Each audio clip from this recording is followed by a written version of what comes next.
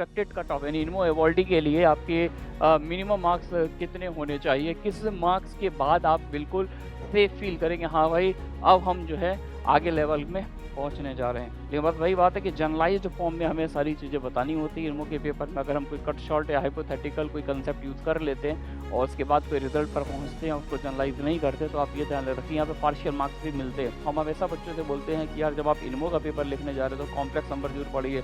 Complex number में rotation का जो कंसेप्ट है, उसके बाद अगर आप होमोसिटी पर डायलेशन पढ़ते हैं तो मतलब होमोसिटी वगैरह पढ़ते हैं तो आपको ये सारी बातें आसानी से समझ में आती है कॉम्प्लेक्स नंबर पढ़ने के बाद। Hello hello hello hello everyone.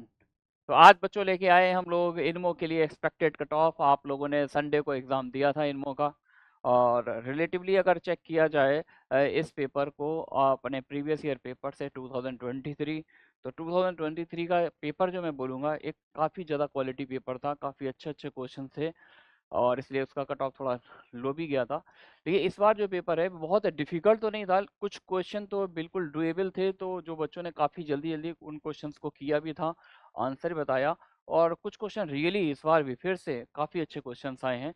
तो आज इन सारी बातों को कंपाइल करते हुए हम आपको बताएंगे कि एक्सपेक्टेड कट ऑफ यानी इनमो एवॉल्डी के लिए आपके मिनिमम मार्क्स कितने होने चाहिए, किस मार्क्स के बाद आप बिल्कुल सेफ फील करेंगे, हाँ भाई अब हम जो है आगे लेवल में पहुंचने जा रहे हैं। तो आज उन सब पर खुलकर बातें करेंगे, है ना। तो देखिए भाई, बने रहिएगा डिस्कशन में। ये कुछ पेपर था अपना, पहला क्वेश्चन पूरा प्योर ज्योमेट्री पर था, काफ़ी अच्छा क्वेश्चन था। कुछ बच्चों की देखो यार ज्योमेट्री काफ़ी अच्छी होती है, कुछ बच्चे ज्योमेट्री नंबर थ्योरी इनको मतलब बिल्कुल डायहार्ड फैन होते हैं, इन दोनों टॉपिक के दम लगा के काम करते हैं। तो और दूसरा एस्पेक्ट ये भी है कि कुछ बच्चे ज्योमेट्री से थोड़ा डरते भी हैं। अब डरने वाले बच्चे थोड़े से कम होते हैं, क्योंकि ओलंपियाड मैथमेटिक्स में ज्योमेट्री के अलावा अगर हटा दिया जाए तो कुछ बहुत ज़्यादा पार्ट ज़्यादा बचता नहीं है ना। कि दो क्वेश्चन देखे थे आपने प्योर ज्योमेट्री से थे, और काफ़ी अच्छा इसमें एक क्वेश्चन आया था फिफ्थ क्वेश्चन ज्योमेट्री का, जिसमें काफ़ी अच्छे लेवल का कंसेप्ट होमोथिटी का कंसेप्ट यूज़ हो रहा था। तो ज्योमेट्री का एक अच्छा एक रिच कंटेंट इस बार फिर से देखने को मिला है इस इरमो के 2024 के पेपर में इस बार, है ना। लेकिन ये पहला क्वेश्चन जो है ठीक ठीक था, इसको मैं ये बोलूंगा कि बहुत ज़्यादा टफ भी नहीं था, इतना इजी भी नहीं था कि देखते ही तुरंत बन जाए। इसमें बच्चों ने पूरा प्रॉपर टाइम लिया, एक neat and clean diagram draw किया, स्केच किया, और फिर जो क्वेश्चन की रिक्वायरमेंट थी उसको जाके प्रूफ किया था कि centre of the circum circle of the triangle this lies on the circum circle of triangle ECF, है ना। तो इसको प्रूव किया था बच्चों ने, और मैं ये मान के चलता हूँ कि अ, ये क्वेश्चन जैसा हमारी स्टूडेंट से बात हुई है, जो हमारे पास हम लोग के पास PW में बच्चे जुड़े हुए थे, उनमें से काफ़ी सारे बच्चों ने बोला था कि सर ये क्वेश्चन जो है बड़ी आसानी से हो गया है, क्योंकि आई थिंक उनकी प्रैक्टिस जो है काफ़ी अच्छे लेवल पर ज्योमेट्री में करवाई गई थी। तो ये तो मैं मान के चलूँगा, ये ना तो डिफ़िकल्ट था ना बहुत ईजी था, ये मॉडरेट टाइप का क्वेश्चन था, ठीक है ना। मीडियम कैटेगरी का समझ लीजिए आप, ये मीडियम कैटेगरी का क्वेश्चन था, बनना चाहिए था, अच्छे बच्चों से तो बनना चाहिए था, ठीक है ना। अब आते हैं भाई इस क्वेश्चन पर, है ना। All the squares of this cross this board are coloured white in one move. Question खैर पढ़ने का कोई मीनिंग बनता नहीं है, क्वेश्चन पेपर हो चुका है, सोल्यूशन भी सारे दे दिए गए हैं, सारे 1 to 1 सारे क्वेश्चन हम लोगों ने डिस्कस भी किए थे आप लोग के साथ, उसमें भी बच्चों का काफ़ी अच्छा रिस्पॉन्स आया था। तो खैर यहाँ पर जो आप लोगों ने आंसर दिया था कि बच्चों ने मतलब हम लोग जब डिस्कशन करने आए थे उससे पहले ही बच्चों के आंसर्स हम लोग के पास आ गए थे, 304800, है ना। लेकिन बस वही बात है कि जनरलाइज्ड फॉर्म में हमें सारी चीज़ें बतानी होती है। इनमो के पेपर में अगर हम कोई कट शॉर्ट या हाइपोथेटिकल कोई कंसेप्ट यूज़ कर लेते हैं और उसके बाद कोई रिजल्ट पर पहुंचते हैं, उसको जनरलाइज नहीं करते, तो आप ये ध्यान रखिए यहाँ पे पार्शियल मार्क्स भी मिलते हैं। अगर उनको आपकी अप्रोच कन्विंसिंग नहीं दिखती है तो बस उसी के अकॉर्डिंग उसी प्रोपोर्शन में वो आपको मार्क्स भी असाइन करते हैं, है ना। तो ये क्वेश्चन जो मैं मानूंगा काफ़ी ईजी था, क्योंकि जितने भी बच्चों से बात हो पाई, सबसे तो बात नहीं हो पाई, लेकिन जिन बच्चों से बात हुई थी उन सभी का आंसर सेम ही था। बहुत सारे बच्चे सेम एक ही जगह से उन्होंने सेंटर भी था, तो उन्होंने हाँ, एक साथ ही हमारी बात भी हुई है बच्चों से कि सर ये आंसर इस तरह से हमने निकाल लिया था। सेकंड क्वेश्चन और थर्ड क्वेश्चन, है ना, ये मतलब ये बच्चों ने ज़्यादातर बच्चों ने सॉल्व किए थे। फर्स्ट क्वेश्चन कुछ बच्चों ने किया था, कुछ बच्चों ने नहीं किया था। सबसे ज़्यादा क्वेश्चन जो अटेम्प्ट हुआ है वो आई थिंक, अगर हम अपनी कोचिंग भी छोड़ दें और बाकी और लोग की बात करें, तो आई थिंक सेकंड क्वेश्चन ही ज़्यादातर बच्चों ने किया है। अच्छा, ये जो पैटर्न दे रखा था ये वाला, ये भी ज़्यादा डिफ़िकल्ट नहीं, क्योंकि इस टाइप के बहुत सारे और जो ईज़ी आईएमओ की प्रॉब्लम्स होती हैं, उनमें भी ऐसे मिलेंगे। एक एपीएमओ की प्रॉब्लम भी इस टाइप की आई हुई है। तो कहने का मतलब ये है कि इस तरह का थॉट जो इस क्वेश्चन की सॉल्विंग में यूज़ किया गया था, जो डिस्कशन में यूज़ किया गया था, वो ऐसा थॉट था जो बहुत रैंडम नहीं था, जिसने नंबर थ्योरी पर रिलीजियसली वर्क किया हुआ है, डीप में डाइव लगाया हुआ है, क्वेश्चन की प्रैक्टिस की हुई है, तो उसके लिए मुझे नहीं लगता ये डिफ़िकल्ट क्वेश्चन था। अब जिसने नंबर थ्योरी ज़्यादा नहीं पढ़ी है, सरफेस लेवल पर केवल पढ़ी है, तो उसको हो सकता है कि थोड़ा-सा ये डिफ़िकल्ट लगा हो, नहीं बना हो, लेकिन फिर भी मैं इसको मीडियम कैटेगरी में ही रखूँगा। ईज़ी तो इसलिए भी नहीं बोलूँगा क्योंकि नंबर थ्योरी है यार, हर कोई को डाइजेस्ट भी नहीं होती। लेकिन ये डूएबल क्वेश्चन था, ये डूएबल क्वेश्चन था, सेकंड डूएबल क्वेश्चन था, है ना?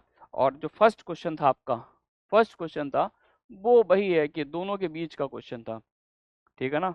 ये मान लीजिए मतलब ईज़ी से थोड़ा-सा ऊपर मान लीजिए, ईज़ी नहीं, सबसे ईज़ी प्रॉब्लम यही थी पूरे पेपर की, उसके बाद ये था, है ना? चलिए, अब ये आते हैं यार, अब इसमें तो बहुत से बच्चे ये बता रहे सर इसका एग्जैक्ट मीनिंग इसका समझ नहीं पाए थे, इसको अटेम्प्ट किया तो था, क्योंकि एक्चुअली ज़्यादातर बच्चों ने जो 6 क्वेश्चन थे ना, उसका उन बच्चों का यही था टारगेट कि सर पहले स्टार्ट के जो 2-3 क्वेश्चन दिख गए थे, इसको ही हम लोगों ने प्रैक्टिस किया, इसी को अच्छे से अप्रोच निकाली, बैक चेक किया कि हाँ भाई हमारा कोई पार्ट छूट तो नहीं रहा है, कोई कहीं ना कहीं हम अप्रोच में कुछ लॉस ऑफ जनरलिटी वाला चीज़ तो नहीं ध्यान दे रहे हैं। तो इन सारी चीज़ों को अप्रोच करते करते बच्चों के पास बहुत ज़्यादा टाइम नहीं बचा था। फोर्थ रियली मतलब काफी क्वालिटी क्वेश्चन था। इस बार हम लोगों ने फंक्शनल इक्वेशन और पॉलिनोमियल की काफी अच्छी प्रैक्टिस कराई थी, लेकिन जो हम लोग क्वेश्चन एक्सपेक्ट कर रहे थे कि यार इस तरह का, क्योंकि लास्ट ईयर 2023 में भी एक काफी डिसेंट प्रॉब्लम आई थी ये फंक्शनल इक्वेशन से, लेकिन इस बार वो चीजें मिस रही कि उसको देखकर हम लोगों ने जो अपना लेवल इंक्रीज किया था कि आईएमओ रेंज की प्रॉब्लम, और हम लोगों ने टीम सिलेक्शन टेस्ट की अदर कंट्रीज की प्रॉब्लम डिस्कस की, लेकिन वो बेनिफिट हम लोग इस बार ऐसा डायरेक्ट मिला नहीं, क्योंकि सीन ही चेंज कर दिया इन्होंने, बिल्कुल क्वेश्चन की डोमेन ही बदल दी है। एक डिसेंट प्रॉब्लम थी, डिस्कशन हो चुका है इस पर, लेकिन हाँ ये इतना इजी क्वेश्चन नहीं था जो पेपर की विद इन टाइम में हर नॉर्मल बच्चा जिसने बहुत मतलब ये जो रिपीटर्स बच्चे होते हैं जो इनमें वॉल्डी वगैरह है, तो ये उनकी रेंज की प्रॉब्लम है, जो एक बार इनमो लिख चुके हैं, इनमो में क्रैक किया है जिन्होंने, है ना? तो उन लोगों के लिए तो ये क्वेश्चन काफ़ी आसान था। ये वो बच्चे ज़्यादा अच्छे से सोच सकते थे जो कैलकुलस का जिन्हें अच्छा फील होता, जो 12th क्लास के स्टूडेंट्स हैं, है ना? 12th क्लास के वो स्टूडेंट जो इनमो की प्रिपरेशन कर रहे थे, जिन्होंने काफ़ी अच्छा स्कोर आरएमओ में किया था। एक ऐसा बच्चा भी था हमारे पास जो 12th में है, और काफ़ी अच्छा उसने आरएमओ में स्कोर किया था। तो उससे खैर अभी बात हुई नहीं हमारी। तो आई थिंक ये प्रॉब्लम उस बच्चे के मतलब उन बच्चों के लेवल की प्रॉब्लम है ना? तो ईज़ी तो नहीं है। ये अच्छी प्रॉब्लम, टफ भी बहुत नहीं बोलेंगे, गुड है, मतलब मॉडरेट से थोड़ा-सा ऊपर है। एक डिसेंट प्रॉब्लम है। मॉडरेट से थोड़ा स्लाइटली लेवल इसका ऊपर था, है ना? आफ्टर दैट ये जो प्रॉब्लम थी ना, टफेस्ट प्रॉब्लम थी। मतलब इसमें ज़बरदस्त एक कांसेप्ट यूज़ हो रहा था होमोथिटी का। अब बहुत से बच्चे होमोथिटी, डायलेशन जिसको हम लोग बोलते हैं, इन्वर्जन है, डायलेशन है, सिमिडियन है, प्रोजेक्टिव ज्योमेट्री, है ना? तो ये सारी चीज़ें अगर पढ़ी हुई होती हैं तो हम हमेशा बच्चों से बोलते हैं कि यार जब आप इनमो का पेपर लिखने जा रहे हो तो कॉम्प्लेक्स नंबर जरूर पढ़िए। कॉम्प्लेक्स नंबर में रोटेशन का जो कंसेप्ट है, उसके बाद अगर आप होमोथिटी पर डायलेशन पढ़ते हैं, तो मतलब होमोथिटी वगैरह पढ़ते हैं तो आपको ये सारी बातें आसानी से समझ में आती है कॉम्प्लेक्स नंबर पढ़ने के बाद। लेकिन अब वही बात है, अगर 9-10 का बच्चा उसने कॉम्प्लेक्स नहीं पढ़ा है तो उसको यहाँ पर थोड़ी-सी इश्यू आती है, थोड़ा-सा समझने में दिक्कत आती है ना? तो नेक्स्ट जो अभी जिन बच्चों को 2025 मिनिमो लिखना है, तो होमोथिटी है, आपका इन्वर्जन है और सिमिडियन है, ये सारी चीज़ें, प्रोजेक्टिव ज्योमेट्री, ये वाली सारी चीज़ें वगैरह अच्छे से पहले पढ़ लीजिएगा, है ना? क्योंकि देखिए 5 क्वेश्चन में से ये वाली जो प्रॉब्लम है, ये वाली प्रॉब्लम बहुत कम बच्चों ने ही अटेम्प्ट की होगी, क्योंकि मुझे तो ऐसा नहीं लगा जिसमें बच्चों ने इसको अटेम्प्ट किया हो। है ना? तो ये एक टफेस्ट प्रॉब्लम थी। सबसे टफ प्रॉब्लम थी, मतलब पूरे पेपर की अकेली ऐसी प्रॉब्लम थी जो सब पर भारी थी और डिसेंट थी। मतलब इसमें एकदम से फील नहीं आ रही थी कि क्वेश्चन कैसे स्टार्ट किया जाए, कि किस तरह से रोटेशन हो रहा है, और उसमें जो वो इनवेरिएंट पॉइंट जो थे हम लोगों ने डिस्कस किए थे कि 3 पॉइंट ऐसे दिखेंगे जो इनवेरिएंट रहेंगे, जिन पर इस ट्रांसफॉर्मेशन का यूज़ नहीं होगा। ये जो गंदा सा ट्रांसफॉर्मेशन उन्होंने यहाँ पे लगाया था, ti + 2 ti ti + 1 of p। तो वो जो इन सर्कल के जो टच पॉइंट्स थे ट्राइंगल के साथ वो इनवेरिएंट रहेंगे, और फिर एक लाइन सेगमेंट का रिफ्लेक्शन वो जो इस पर लगाया जाएगा तो वो उसी के पैरेलल लाइन आएगी। तो ये तो बहुत ही क्रूशियल और बहुत ही इंपॉर्टेंट थॉट थे, है ना। उसके बाद फिर क्या था, वो इस होमोथिटी था कि एक सेंटर, होमोथिटी का सेंटर था, उससे हमने सर्कल को डबल एक्सपैंड किया था, यानी जिसमें रेशियो 2 आ रहा था होमोथिटी का। तो काफ़ी अच्छा थॉट था, बेस्ट प्रॉब्लम थी होमोथिटी की। तो ये तो मैं मान के चल रहा हूँ कि बहुत कम ही बच्चों से हो पाया होगा, है ना। उसके बाद ये प्रॉब्लम जरूर थी, यहाँ पर पार्शियल मार्क्स ले सकते थे बच्चे। जब पेपर का डिस्कशन कर रहा था मैंने भी तब भी ये वाली बात बोली थी कि यार ये क्वेश्चन ऐसा था कि हम ये नहीं कह रहे थे आप कंप्लीट यहाँ तक निकालो, कंप्लीट तो करना मतलब ठीक ठीक था, कर भी सकते थे, लेकिन इतना इजी भी नहीं था। लेकिन इसमें पार्शियल मार्क जरूर ला सकते थे क्योंकि दोनों रेडिकल थे, ये दिख ही रहा था ये टर्म इससे बड़ा, ये इससे बड़ा, ये इससे बड़ा है। तो B N minus A N, क्योंकि यहाँ पर सम सीरीज है तो यहाँ पर हम रेशियो की बात नहीं करते, जब प्रोडक्ट सीरीज होती है तो वहां पर हम रेशियो की बात कर लेते B N by A N. तो और राइट फ्रॉम द चाइल्डहुड बच्चे इस तरह के रेडिकल के प्रॉब्लम रेशलाइजेशन करना पसंद करते हैं। तो कहीं ना कहीं सबसे पहला थॉट जब हम लोग सॉल्व कर रहे थे, हम लोग के माइंड में सबसे पहला थॉट ये था कि डिफरेंस निकाला जाए, है ना। तो B N minus A N जो जो रेशियो निकाला गया था, रेशियो लेस देन हाफ आया था, है ना। तो एक तो इसका यूज आ गया था इसमें, फिर हमने A N greater than N square, B N greater than N square, ऐसा कुछ डेटा निकाला था। फिर कितना बड़ा है तो कुछ ऐसा निकाला था, B N minus A N minus N square, ऐसा कुछ निकाला था। A N minus N square less than half आया था, और B N minus N square ऐसा कुछ डेटा कुछ, sorry N by two, half नहीं था, एन बाई टू था यहाँ पर, और यहाँ भी एन बाई टू था।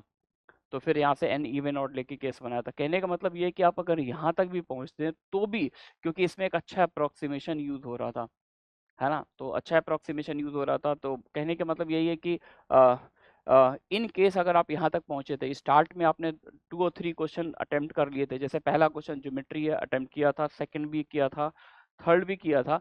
अब थर्ड में पूरा टाइम निकालने के बाद इन केस अगर आगे बढ़ने का मन था, तो ये वो क्वेश्चन था जहाँ से आप कुछ 4 से 5 मार्क्स, कुछ पार्शियल मार्क्स गेन कर सकते थे बाय राइटिंग सिग्निफिकेंट स्टेप्स, है ना। कुछ इस तरह का ऑब्जर्वेशन निकालते, इनके कुछ बाउंड सर्च करते कि यार ये ज़्यादा से ज़्यादा कितना हो सकता है, क्योंकि दोनों के इंटीग्रल पार्ट इक्वल है, दोनों के इंटीग्रल पार्ट इक्वल होने का मतलब है केवल और केवल फ्रैक्शनल पार्ट का डिफरेंस है, आई प्लस एफ है तो ये आई प्लस एफ डैश टाइप का होगा, डिफरेंस किसका आएगा, इन्हीं चीज़ों का आएगा, फ्रैक्शनल पार्ट का जो डिफरेंस आएगा, है ना। तो कहने का मतलब था कि यहाँ से एक वो रीजन था कि जहाँ से कुछ पार्शियल मार्क आसानी से गेन किए जा सकते थे। तो ये कुछ पेपर आया था अपने पास अभी संडे को, है ना।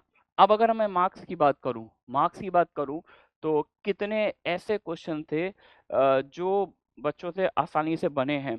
तो देखो एक तो सेकंड क्वेश्चन ये वाला क्वेश्चन बच्चों ने बनाया है 17, है ना। अब बस इसमें वही है कि जनरलाइज्ड वे से अगर आपने अप्रोच नहीं की है, पूरा अच्छे से नहीं किया है, तो फिर ज़रूर है आपका कुछ मार्क्स मतलब कोई लॉस ऑफ जनरलिटी सोल्यूशन में नहीं होनी चाहिए, है ना। तो 17 में यहाँ मान के चल रहा हूँ, 17 यहाँ भी मान के चल रहा हूँ, 17 17 34।